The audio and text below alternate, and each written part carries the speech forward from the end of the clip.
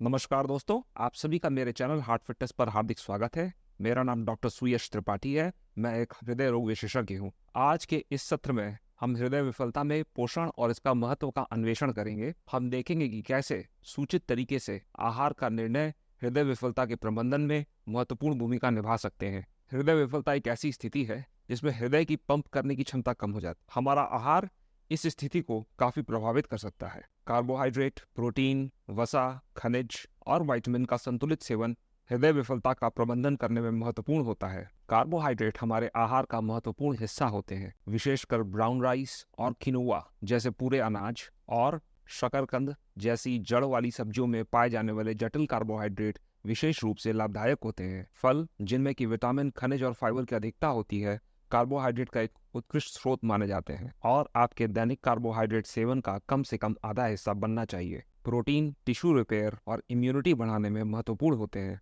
Chicken, मछली, दाल और कम वसा वाले डेयरी उत्पाद जैसे लीन प्रोटीन स्रोतों को आपके आहार में शामिल किया जाना चाहिए। दाल के आधारित व्यंजन भारतीय खाने का एक मूल भाग होते हैं और एक अच्छा प्रोटीन स्रोत प्रदान करते हैं। जब वसा की बात आती है तो वे सभी एक समान नहीं होते हैं। अनप्रोसेस्ड अनसैचुरेटेड वसा, जो कि आमतौर पर जैतून के तेल यानी ऑलिव ऑयल, कोल्ड प्रेस्ड यानी कि कच्ची घानी वाले तिल के तेल, सरसों, कैनोला और सूरजमुखी का तेल, एवोकाडो और सैल्मन जैसी फैटी मछली में पाई जाने वाले खाद्य पदार्थों में होती हैं, हृदय के लिए लाभदायक होती हैं। यह वसा हानिकारक कोलेस्ट्रॉल का स्तर कम करने में मदद कर सकती है। क्या आप यह सोच के आश्चर्य कर रहे हैं कि कोल्ड प्रेस्ड यानी कि कच्ची घानी का तेल क्या होता है? कोल्ड प्रेस्ड यानी कि कच्ची घानी का तेल बीजों पर दबाव लगाकर निकाला जाता है और इस प्रक्रिया में कोई गर्मी का इस्तेमाल नहीं होता है। नतीजन, ये तेल अपनी पूरी पोषण युक्त प्रोफाइल सहित प्राकृतिक एंटीऑक्सीडेंट और लाभकारी फैटी एसिड जैसे कि ओमेगा 3 और ओमेगा 6 को बरकरार रखते हैं। यह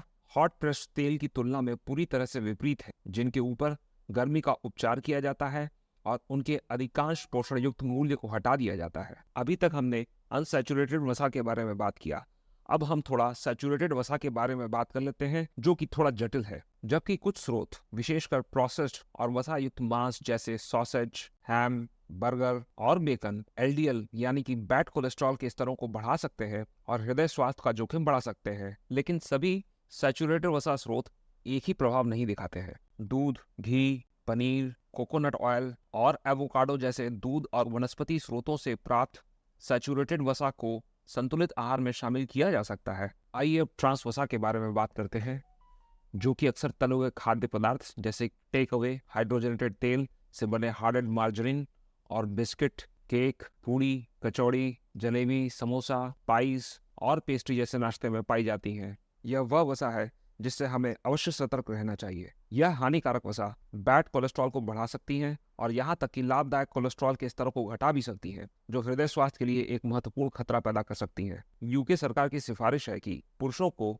एक दिन में 30 ग्राम से ज्यादा सैचुरेटेड वसा का सेवन नहीं करना चाहिए। महिलाओं को एक दिन में 20 ग्राम से ज्यादा सैचुरेटेड वसा का सेवन नहीं करना चाहिए। पुरुषों और महिलाओं दोनों को ही पूरे दिन में 5 ग्राम से ज्यादा ट्रांस वसा का सेवन नहीं करना चाहिए। बच्चों को वयस्कों की तुलना में कम वसा का सेवन करना चाहिए। खनिज और विटामिन हृदय स्वास्थ्य में कई महत्वपूर्ण भूमिकाओं का निर्वहन करते हैं। केले और संतरे जैसे खाद्य पदार्थों में पाए जाने वाले पोटेशियम रक्तचाप को कम करने में मदद करते हैं। नट्स और हरी पत्तेदार सब्जियों में पाए जाने वाले मैग्नीशियम आपके दिल की धड़कन को सामान्य रखने में मदद करते हैं। विटामिन का भी एक महत्वपूर्ण योगदान होता है। जिस भोजन में विटामिन बी अधिक होता है, जैसे कि होल ग्रेन्स और लीन मीट, हमारे शरीर की लाल रक्त कोशिकाओं को बनाने में मदद करता है। इसके अलावा कई फलों और सब्जियों में विटामिन ए, सी और ई होते हैं, जो कि एक एंटीऑक्सीडेंट होते हैं। ये हमारे शरीर के खतरनाक फ्री रेडिकल्स को नष्ट करते हैं, जो कि हमारे हृदय को नुकसान पहुंचा सकते हैं। नमक में सोडियम की मात्रा रक्तचाप को महत्वपूर्ण रूप से प्रभावित कर सकती है। नमक के सेवन को कम करने से हृदय रोग का जोखिम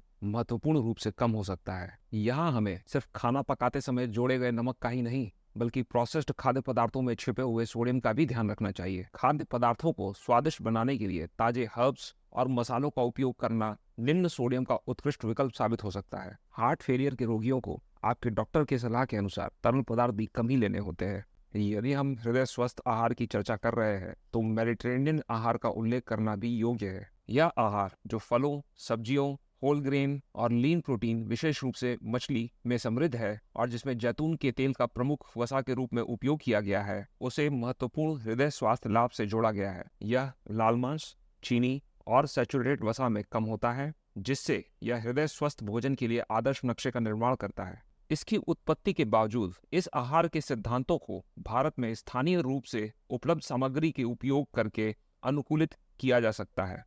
स्वस्थ आहार हृदय स्वास्थ्य के लिए महत्वपूर्ण है। यह हमें याद दिलाती है कि आपकी आदतें आपके हृदय के स्वास्थ्य पर सीधा प्रभाव डालती हैं। हमें संतुलित आहार का पालन करना चाहिए, जिसमें कि सभी पोषक तत्वों का सही मिश्रण हो, और आपको अपनी आदतों को बदलने के लिए अपने आप को प्रेरित करना चाहिए, जैसे कि समय समय पर व्यायाम करना, स्वस्थ आहार का पालन करना और स्मोकिंग और अत्यधिक अल्कोहल का त्याग करना। मैं उम्मीद करता हूं कि यह वीडियो आपको हृदय स्वास्थ्य में आहार के महत्व को समझने में मदद करेगा। धन्यवाद। कृपया करके मेरे चैनल को सब्सक्राइब करें, इस वीडियो को लाइक और शेयर करें।